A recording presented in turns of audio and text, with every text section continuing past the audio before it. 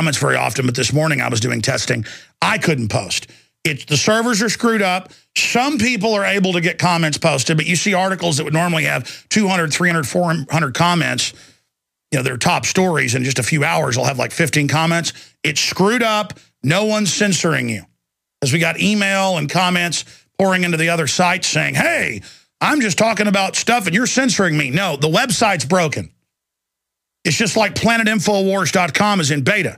It's got over 30,000 members now. We've barely promoted it because I wanted to beta test it before I really get behind promoting it. It's a social network to get folks together for liberty. It's on cloud servers and CDNs, and because a big site like that, you have to have it spread out because, I don't know how to explain it, but we've had IT consultants, you name it. If one server crashes, suddenly, sometimes your site disappears, your page, and then we re-upload it. Okay, so that's not on purpose either. That's why it's in beta. It's not a conspiracy theory. PlanetInfowars.com. Side issue, just thought I would mention to people that I see this most often because we have caching servers. Everything can't be live constantly on the site every time somebody does a function or it screws the site up is what's been explained to me by IT people. So there's a caching, whereas it's only showing you the new comments every 5 minutes, I think is what it's set at. So a group of them go in, they're not even in moderation. They sit there, and then the server goes through a function and posts them. Because if you've got thousands of people at once posting on a site, and every time they do it, it's a whole new function, it screws it up. So it goes to servers that just handle the comments. It splits up the demand, you understand? It's like a balancing act. And so it sends them off to those servers, and then they batch it and then post it. That's what's going on. That's what's happening. Google and YouTube, their sub-company, have been caught censoring for real. That's on record. They've admitted the government's told them to do it before. They've taken our videos down before. They've done all sorts of stuff. But it's not censorship when YouTube, you see a video that's got 2,000 comments and 500 likes, 20 dislikes or whatever, and it says 301 viewers. People are like, well, there's more than 301 viewers. That's because when you first upload a video, it goes the way tech people have told me, it goes up to one server. And then once the video starts going viral, it's distributed over a CDN or cloud system. And so then it has to update then. And it can't be updating the counts in live time or it would shut the system down. So it has to batch them and then shove them out as the batching process goes through. Now I've really digressed. We've got what could lead to World War III happening, Russian ships landing, with Spetsnaz, Marine Special Forces, high-tech weapon systems being shipped in. And now our government, that CNBC says has been captured and run by foreign banks, don't forget that yesterday, now is going in there. And the Russians say they're basically probably going to defend Syria. I mean, this is huge news. Bigger than American Idol. We'll be right back. Stay with us. I wish there was a love train, but unfortunately, that's not what's happening. In fact, guys, will you queue up the CNBC video again that we played yesterday? I just want to play the intro of that for 4 minutes on the video that's up at Infowars.com that I think is huge news on the Kudlow report.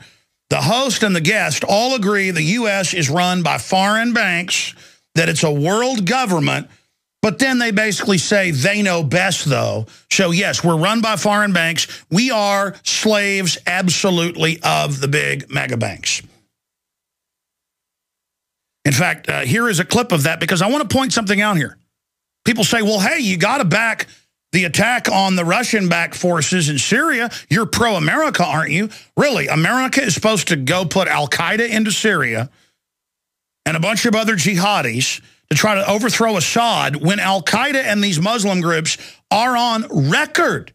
Where are all you guys that love to hate Muslims? Well, these are the real extremists. Oh, you just want to hate all general Muslims and then actually support the CIA and MI6 and others backing al-Qaeda? Because they've said on record, in fact, I'm going to cover this on the nightly news tonight. I'm going to get the articles and video clips pulled together from Libya and Syria and the al-Qaeda statements and the jihadi statements, not just al-Qaeda, they're part of it, who say they're going to kill every Jew in Syria. They're going to kill every Jew in Syria, kill them.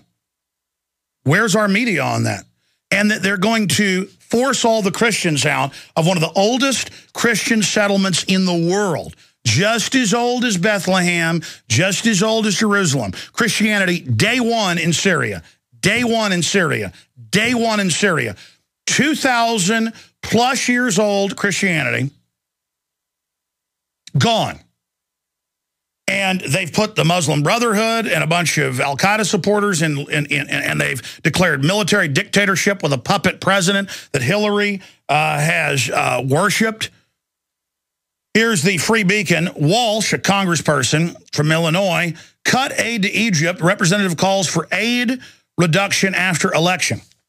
Here's WorldNet Daily. Hillary tied to new Muslim Brotherhood president. And it goes over all that. This is the plan, folks. You're told, give all your rights up because of al-Qaeda, and it's what I've always told you. Al-Qaeda was created by the State Department and the CIA. You're like, but the CIA is our government. No, it's not. It represents Wall Street, itself owned by foreign banks. The sooner you figure that out, this is the bankers using our military to try to overthrow Syria and put something in literally 50 times worse. The difference is that the globalists will destabilize Syria. They will put in the al-Qaeda people and then have a war knocking them out. Again, it's just keep the area destabilized, keep those people in squalor, don't let them industrialize because you don't want anybody who is self-sufficient.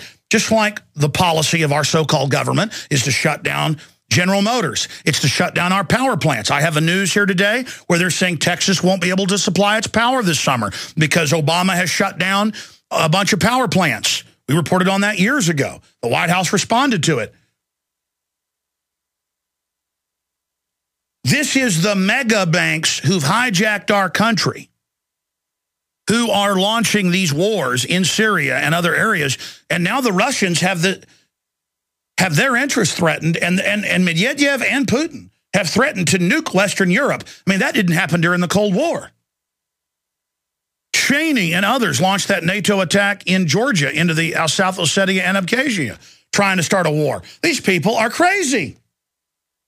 So again, if the Russians were here taking over, I'd be totally against them. If the communist Chinese were, I'd be totally against them. And to a certain extent, they're allied with the globalists, so they are.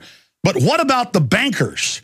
They're the ones that captured our country and have set up the Homeland Security system to take over. Here they are on CNBC admitting it. Here it is. So mostly what they do is hold summits.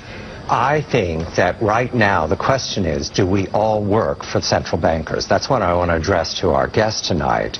Is this global governance at last? Is it one world, the central bankers in charge? Jim Urio, you say we've got some downside here, a correction in the markets. Fine. But aren't we all just living and dying for what the central banks do? Aren't we all just counting on the fact that there's a Bernanke put and that we won't go any lower than, say, 5% down from here? Of course we are, because if we look at the economic data, there's nothing to get excited about in that. So yesterday we saw some reluctance for the Bernanke Fed to expand their balance sheets and pump more money in. But the stock market knows that reluctance is totally different than not willing to do it at all. And that's why we saw oil implode. All right, we're going to come back. Heavily because they go on to say we are, quote, absolutely slaves of foreign central banks and global government. We'll be right back. Stay with us, ladies and gentlemen. Okay, I'm going to do my best to go over all the rest of the news, just illustrating how illegitimate and out of control the power structure is on this planet, and how, like every other out-of-control power structure, they're starting fights in their attempt to set up world government with dangerous countries bristling with nuclear weapons who are threatening to use them, and all Homeland Security's busy doing is trying to spy on good old boys, who they see as their domestic threat. So a very, very serious time to be alive, no doubt.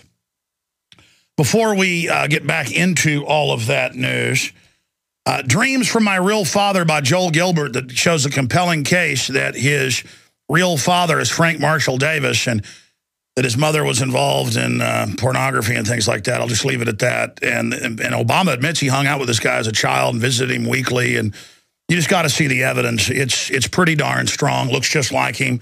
And then they've got Frank Marshall Davis on the same couch in interviews as what looks like his mother posing naked. I mean, it's unbelievable.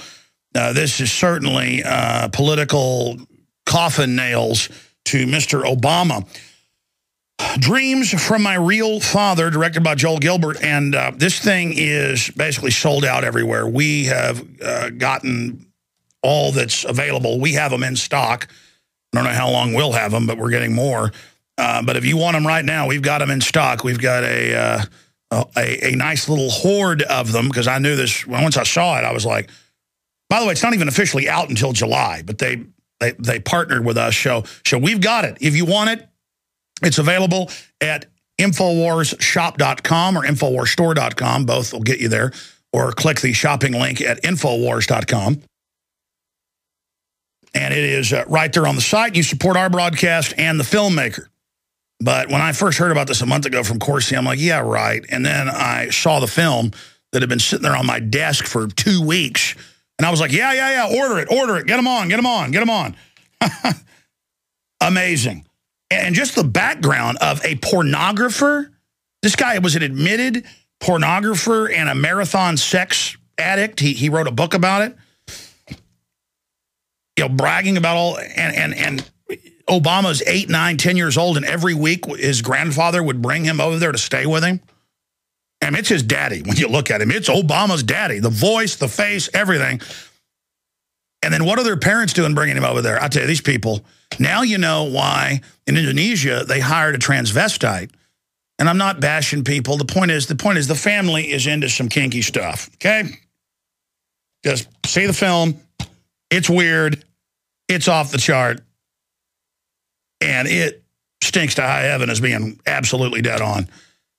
Dreams from My Real Father, available at InfoWarsShop.com or call 888-253-3139, 888-253-3139. You can also send $14.95.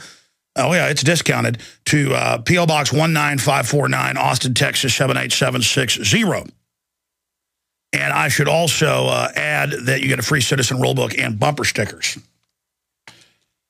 Because we just want to get this film out. Normally something's sold out everywhere. We jack the price up to $30. Hey, we're happy just to be able to fund our operation and get the word out. It's a win-win-win. Fund our operation and get the word out. That, in the final equation, that's what it's all about. Everything we sell or promote is something I passionately believe in, that I've researched, and that I stand by. Speaking of that, this was on the bookshelf the entire time I grew up. Back then it was a little bit smaller book. In size, same text, but now it's been republished. None Dare Call a Conspiracy by Gary Allen and Larry Abraham, runaway bestseller, over 5 million in print. Until a few years ago, the only ones you could find were old, rotting, acid-paged 1971, 1972. It was published through 75, and those are the copies I read as a teenager. They've been on the bookshelf since first memories were pulling this out of the bookshelf. My parents wouldn't let me watch a lot of television, so I would just pull out books and look at the covers. And you look at the science fiction covers and look at the Western covers, and wanted to learn how to read because I could read Louis L'Amour or whatever. And so I started reading and read this. I think I probably read this when I was 12 or 13 and really crystallized a lot for me. Available at InfoWarsShop.com. And